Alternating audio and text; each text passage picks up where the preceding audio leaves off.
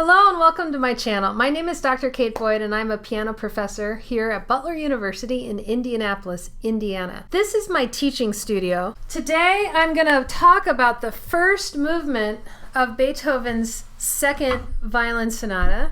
He wrote 3 sonatas all at the same time, published them under Opus 12. This is the second sonata and the second one of Opus 12. He dedicated all 3 of these sonatas to Antonio Salieri, whom you may know from Amadeus fame. This piece is in A major, which also happens to be my favorite key, so I'm somewhat partial to it.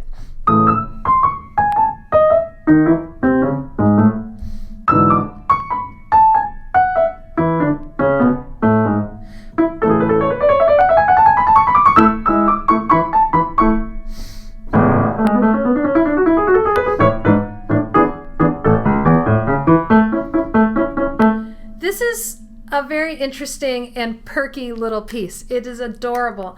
The violin just starts off with accompaniment.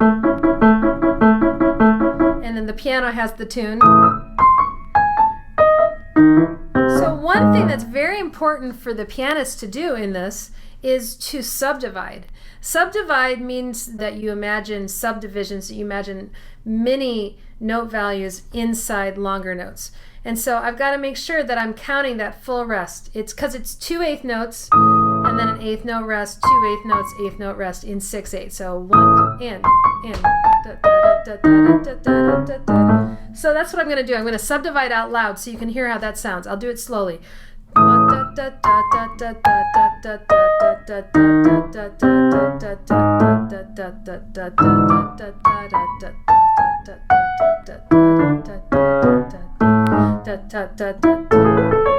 So that I'm hearing constant, stable eighth notes, even if I'm not playing every single one of them. That's essential because somebody always has either eighth notes or 16th notes throughout this whole section. The other thing I want to bring your attention to is this idea of a 2-note slur. These are all 2-note slurs. The implied way to play that is to have the second note be quieter. It makes it sound kind of playful.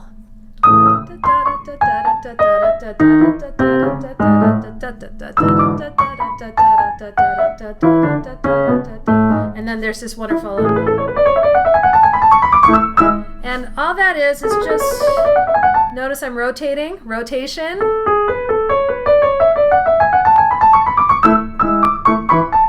Then the violin has that, and then I have it with her, so we have to be really lined up. It's hard to talk about it and also play it at the same time. But anyway, that's how that goes. Then we swap places, and then I do this, and then she has all of that. I get to cross my hands, which is kind of fun. Left hand over.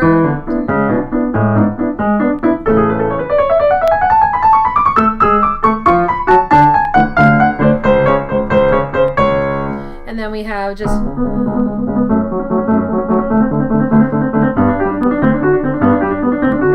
Yesterday I was talking about the idea of texture and how when you have a solo line, you have basically 3 components to the texture. You have the solo, then you have the bass, and you have the accompanimental line. She has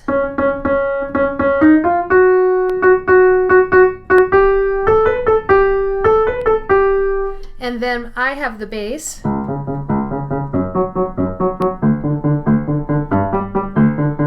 Put those together, it sounds like this. So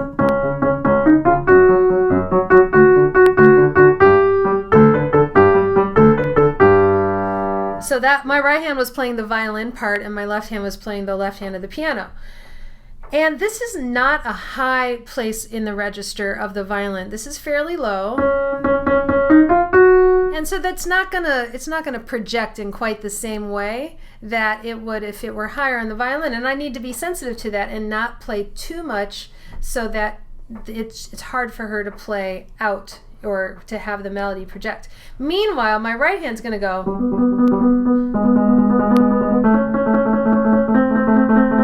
All that kind of stuff. And so that has to really murmur. It has to be very much in the background.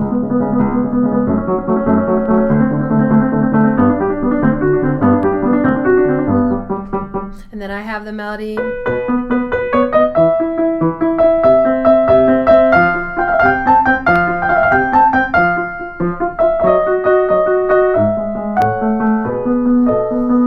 then we have a very playful idea that we pass back and forth.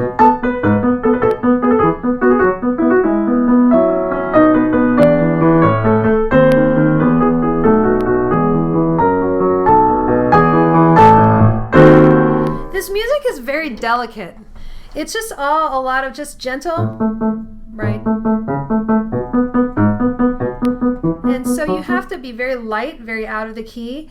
And technically, I suppose one way to think about it is that I'm just very much on the surface. You can look at my left hand as I play. And my arm feels a little bit suspended. It's almost like there's a balloon between my rib cage and my upper arm. My arm's just a little suspended, and it feels very light on the keys. Notice how I'm staying very close to the keys. I'm not going, or I'm not trying to flop. A lot of times when people play staccato, they want to be very floppy, but in fact, I'm staying very close to the keys. That gives me much more control.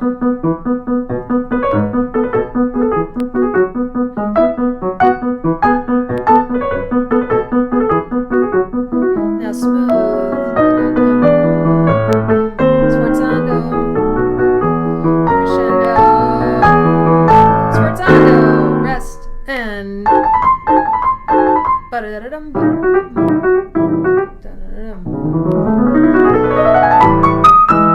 that's another reason we practice scales, right? This is actually an E major scale. It starts on B, but is an E major scale. And I already know how to play an E major scale because I do it every day of my life. So you'll be playing along one day. If you're practicing your scales every day, you'll be playing along one day in some piece you're playing, and you'll say, oh, look, here's a scale, and I've already pre-learned it. I already know this one because I've been practicing them. So here's my E major scale. It starts on B, but it's still an E major scale. And then we have this Mysterioso. Together in unison. I'm subdividing.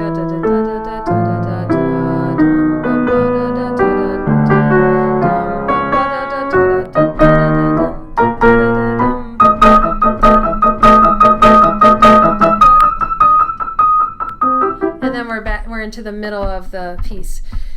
That is that movement. It is super playful. It is super fun. It's in my favorite key. What else could I ask for? I ask you. I also want to tell you a little bit about where I am in this journey of learning the Beethoven sonatas. Every day I'm doing a different movement, but behind the scenes, the big picture is that I am starting now to practice through larger and larger sections of the programs. We have 3 recital programs. In the first program, we're playing sonatas 1, 2, 3, and 4. In the second program, we're playing sonatas 5, 6, and 7. And in the final recital, we're playing 8, 9, and 10. And so I'm doing some practicing where I'm doing groups of sonatas.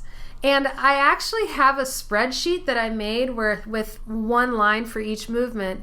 And I'm using a color code to help me realize if something feels basically rehearsal ready yet. And I'm using the red, yellow, green color coding method. And so as I get something to rehearsal preparation status, I change the color to green. And every day I revisit that graph and grid, and I look at the colors, and I'm enjoying seeing more and more of the colors turn from red to yellow and from yellow to green. And so that's where I'm at right now. I'm doing a lot of practicing individual spots, in like tricky spots, and I'm doing a lot of just playing through movements with the metronome to get them up to tempo or to the rehearsal tempo that we want. And I'm starting to think larger picture for this project. Here's an update on the day. It is still finals period. It is Thursday, December 15th. Today I taught a lesson. It was a very fun lesson because we were working on Chopin E minor concerto slow movement, so what's not to love about that? And I have to say that here at Butler at the university, it's very quiet. It's very, very quiet. Every now and then I hear like a lone instrument just playing in some distant room and kind of wafting down the hall. But other than that, it's been very peaceful here today. I did have a meeting today, and it was a nice festive atmosphere. It was relaxed. People were smiling and enjoying themselves. And so it's a nice time to be on campus. Thank you so much for practicing with me tonight. It was really fun to be with you. Tomorrow, I'm going to be back to practice more Beethoven. Meanwhile, have a look at this video I made on rotation, since that's what we talked about in the video. I'll put it right up there. If you haven't seen it, go ahead and click on it now, because I explained the whole concept of rotation at the piano. I'll see you tomorrow, and happy practicing.